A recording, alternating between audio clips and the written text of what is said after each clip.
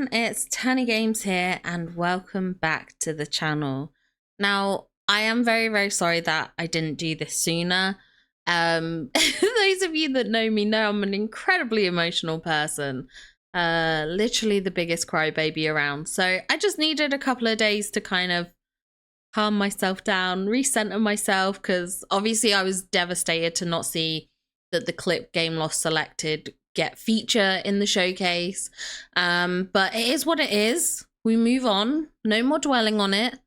The fact is they still reached out to us, which is a huge achievement. So I'm not going to be sad about it. I'm going to take it as a win. It is a win. So I'm happy. But today I do want to break down all the news from the showcase, the different things that were spotted, so you kind of know what to expect from the upcoming DLC Wishblossom Ranch, which does release on November 19th.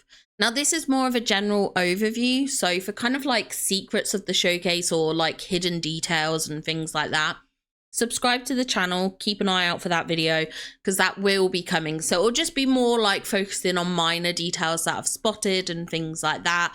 So feel free to stay tuned for this for that video when it does come up. But let's get into this one. So first of all, I guess we have to talk about the characters.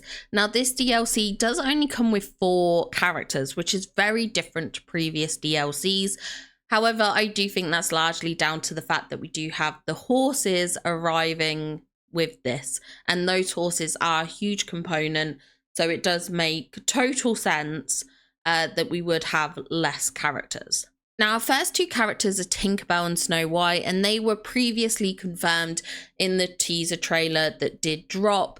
So I do believe that there's a little cottage we see. I think that's going to be Snow White's house. It's got gem details and apple details on it.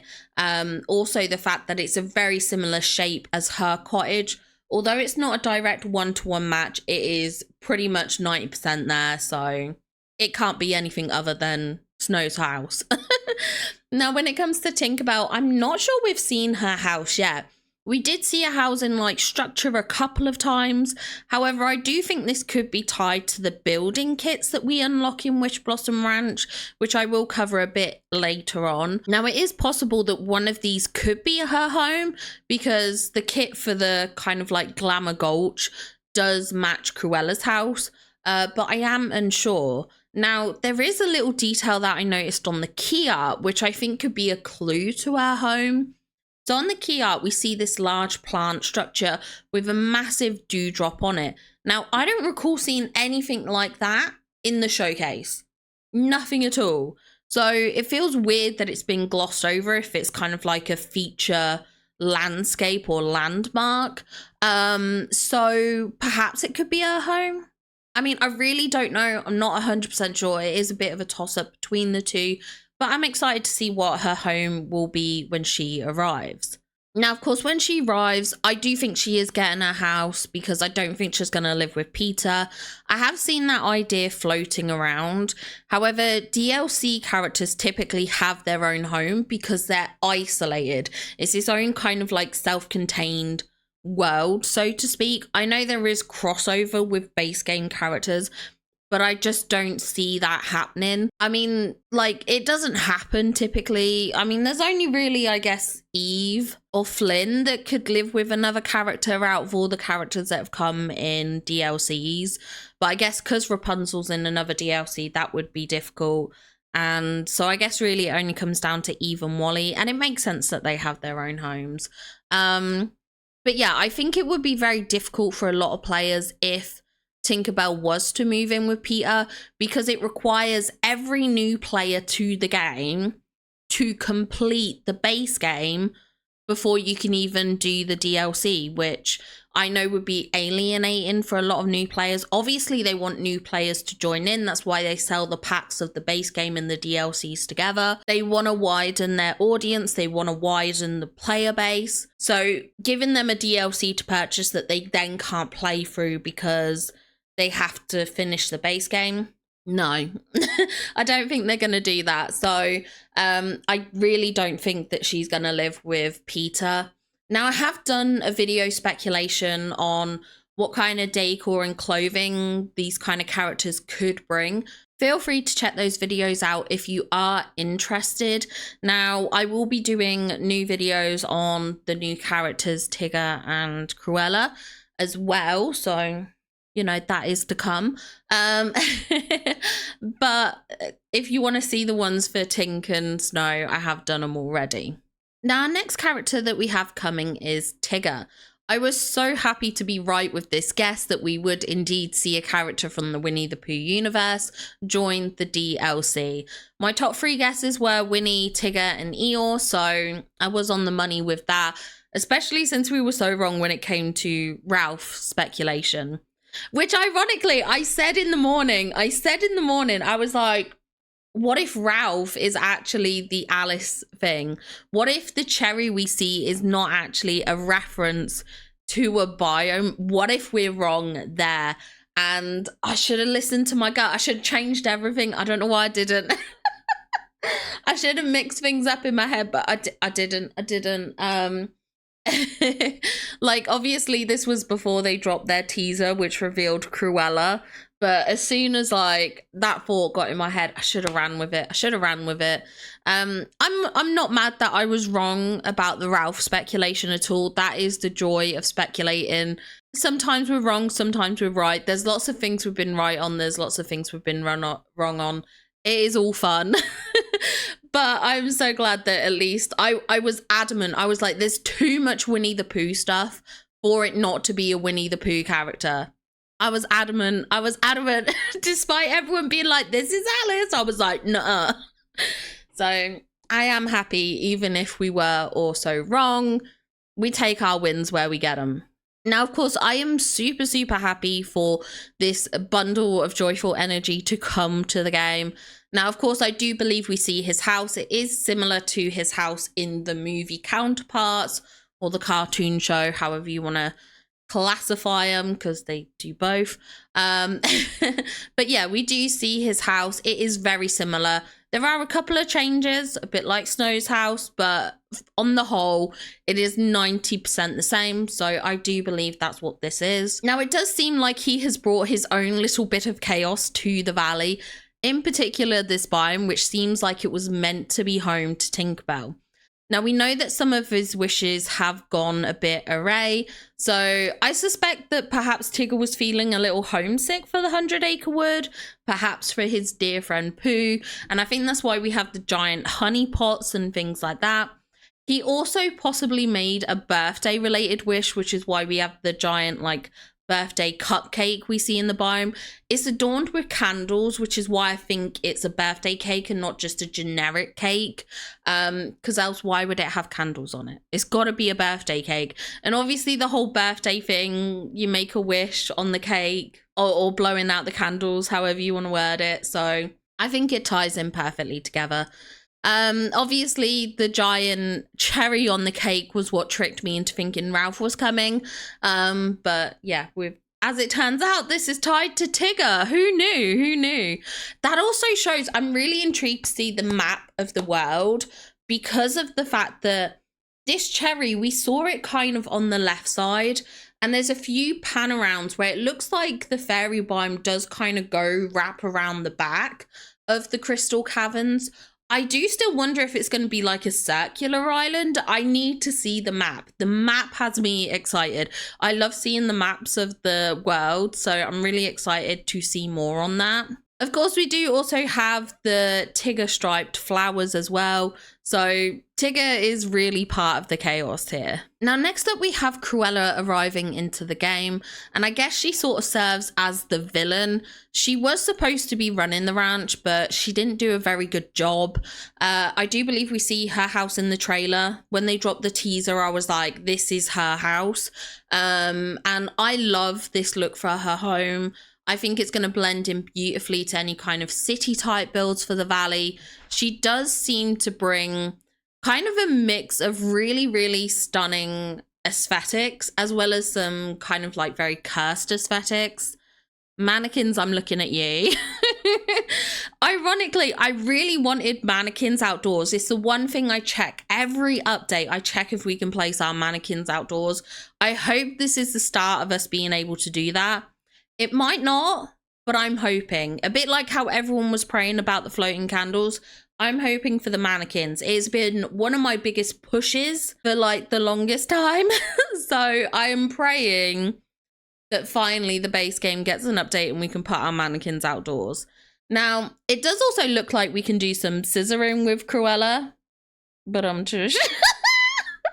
But basically there's these giant scissor decor pieces in the backdrop. Very, very exciting. Obviously, it's all tied to fashion, so that's what those giant scissors are for, but it's really such an eclectic mix of decor, which is very interesting. Now, they did say that it was very Victorian. To me, it's British. It's very British. I mean, you can't tell me that the bridge we see isn't Tower Bridge. It is Tower Bridge, guys. It's Tower Bridge. I mean, I guess that makes sense, like Victorian era, Queen Victoria, London. So I guess there's a crossover there, but I was just surprised that they didn't specifically say London or Britain. A bit of an odd one there, but it is quite funny because I joked about us getting like a London or a British landmark as a teaser for 101 Dalmatians. So I was kind of right, but I was kind of wrong. I predicted how we could have like a London landmark. We did get a London landmark, but we got it because we were getting like a London-based character. Which I think is so brilliant. I'm just obsessed. I'm so excited. Obviously, I didn't predict we were getting Cruella, but I am just gobsmacked that the clues were there from the very beginning and I just didn't make the connection. Bit of a shame I didn't, but either way, super, super happy. Now, next up, we have the horses, and we are getting 3 movie horses, Maximus, Khan, and Pegasus, each with their own unique ability. Maximus can jump large gaps, Khan can kick down doorway obstacles that kind of block your path, and Pegasus can glide and take us through something that they call wind tunnels. Now, it looks like there'll potentially be markers or indicators to which horses we need where. We see the sunny kind of like tangled emblem at the large jump spot. There's the flags and magnolia blossoms near Khan's obstacles. So I'm very excited to see what kind of indicator we might see for Pegasus. Now, I'm not sure if these indicators are permanent or just for the first time we use the ability, as sometimes we see them and sometimes we don't. But I am intrigued either way. Now, we can ride all 3 of these horses, as well as having our own customizable unique horses, but it does seem like our unique horses won't have these abilities. So when we need to use these abilities, we'll have to switch over to that specific IP horse. However, our horses can do things like mining, gardening, and things like that. Now, at first I thought this seemed to be done automatically. I'm not entirely sure. So we don't have to get out our tools.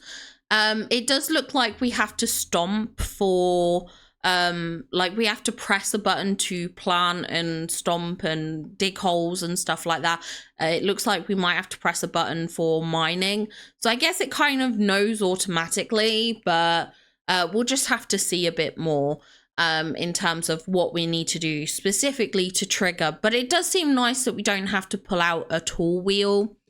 Now, we do know that we need to build our friendship with the horsey friends to unlock their special abilities, which we can do through grooming and petting and feeding. Now, we did see our character feeding our horsey friends a salad, as well as the apple that was shown previously.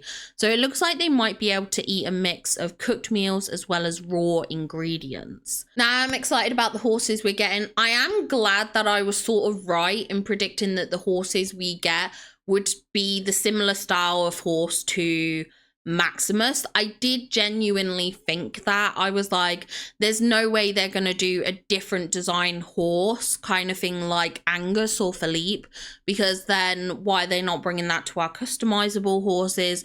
All these horses are kind of like the similar kind of breed, let's just say. They've got the same body shape.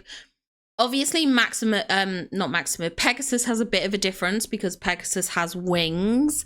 So that kind of threw me off, the wings. But I should have thought about it realistically in my head, thinking, oh, look, what about this? But truth be told, I was betting on Pegasus arriving when we get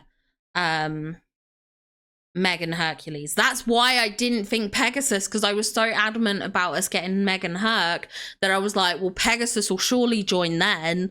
Well, the more you know, the more you know. Next up, we have to talk biomes. So we do have 3 biomes as well as the crystal caverns, which I did predict was going to be the case. I had a lot of people saying the crystal caverns was its own biome, and I kind of had a feeling the crystal caverns was going to be more like the library in the biome, like it's going to be this central kind of landmark to it all, that's its own kind of little space, but it's tied to everything.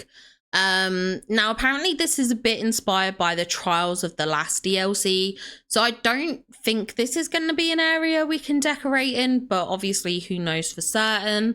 Now our first main biome, which we've seen a lot of, is the Wishing Alps, which does have the ranch at the center of it all.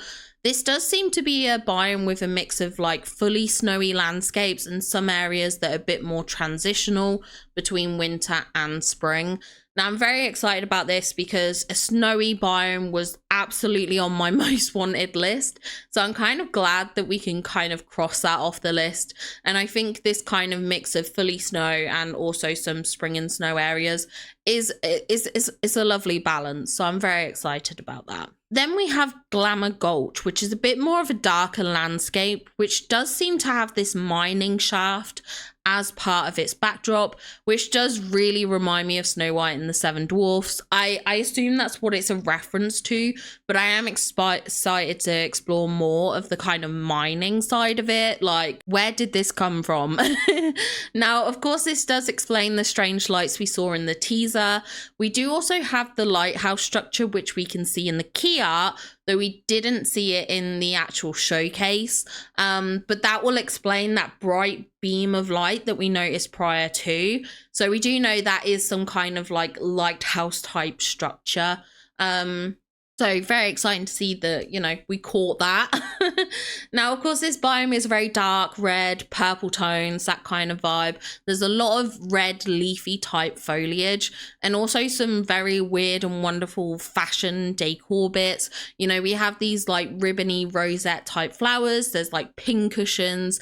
There's trees with ribbons and sequins. Now, for me personally, I don't know if I'm sold on the fashion decor bits, but the manicured like green trees that we see and the dark deep red landscaping is really appealing, as is the kind of city type backdrop that we can create using the build kits.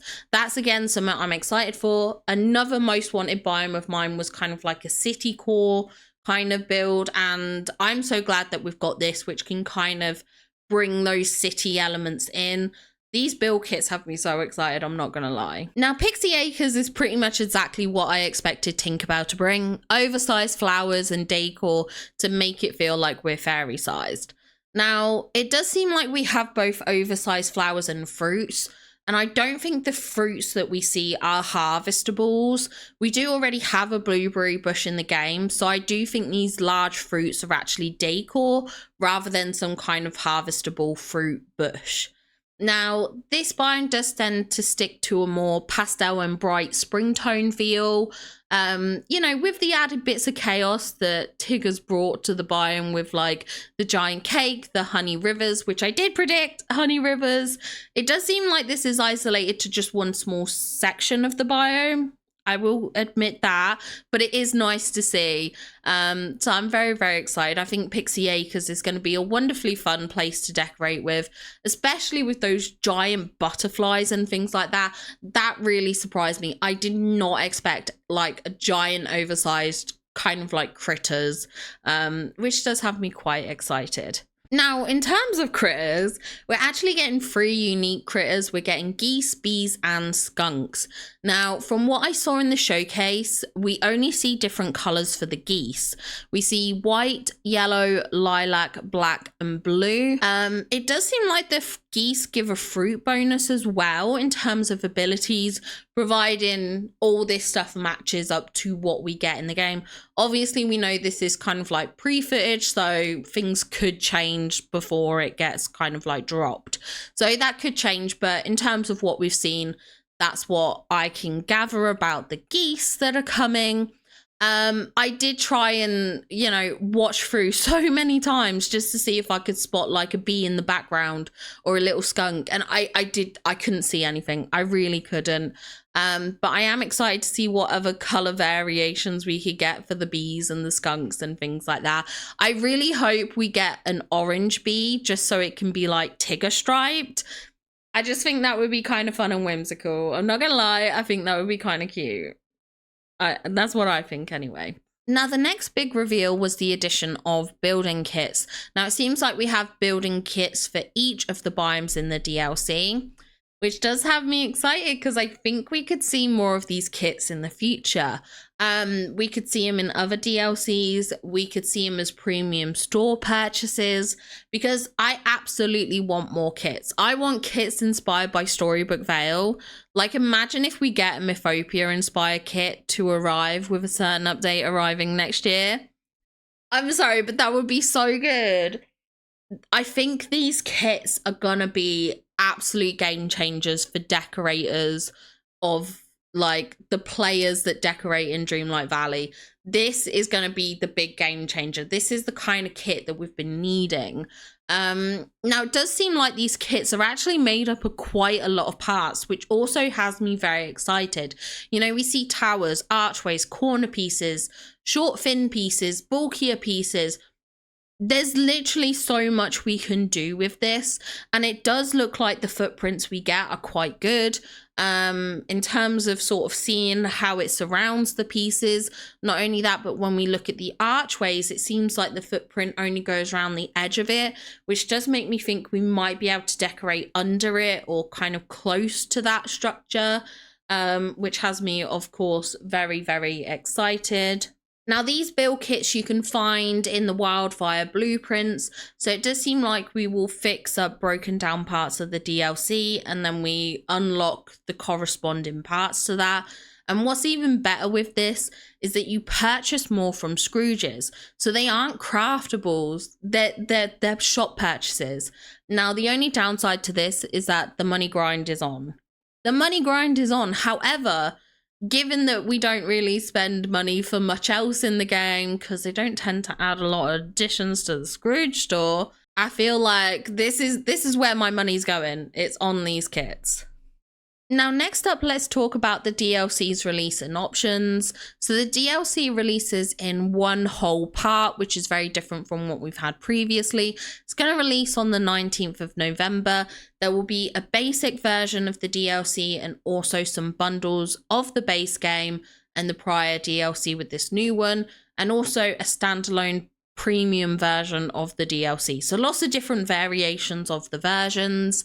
Now, there is an early adopter bonus, so if you launch the game and claim the redeem via your mailbox before December 3rd, you can get a special Springtime Festival outfit and a festival tack. Now, I'm quite excited because the outfit is what I predicted as part of the early bonus adopter sets or like a premium set, so I'm kind of glad that I was right there. If you are someone who was planning to get this for Christmas, it might be worth asking, you know, if you can play the game prior to Christmas Day so you can claim these rewards. So just as a heads up, you do need to claim them via the mailbox in game. So don't leave it, because I could see what's going to happen. People are going to buy it. They're going to wrap it up for Christmas kind of thing, or like delay giving it till Christmas, and then they're not going to get those rewards. So just be aware, those early adopter rewards before December 3rd, make sure you claim those. Now, next up, we obviously have the premium bundle, which not only includes a house skin, but also some pretty nice new outfits. I think of the new outfits we saw, this is one of my favorites. There was a kind of like a Tinkerbell inspired outfit, which I loved. But of the other outfits we saw, I think this is my next favorite. So yeah, very, very exciting.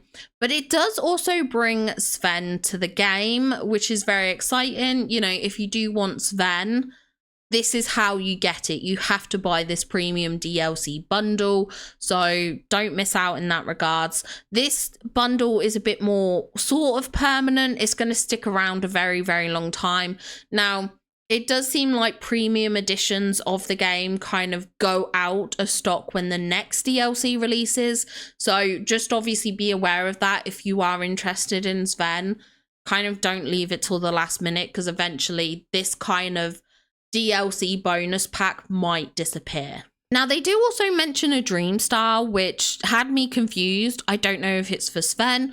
I don't know if it's for Christoph or something. It was a bit vague. They just mentioned he will come with a dream style. So is that for Sven? What kind of dream style would we see for Sven? I don't know. It's a bit confusing because they don't even show it.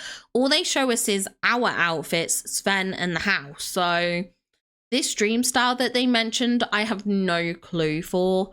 But yeah, I'm intrigued. Now, I don't have confirmed prices. I do suspect they'll be similar to last year.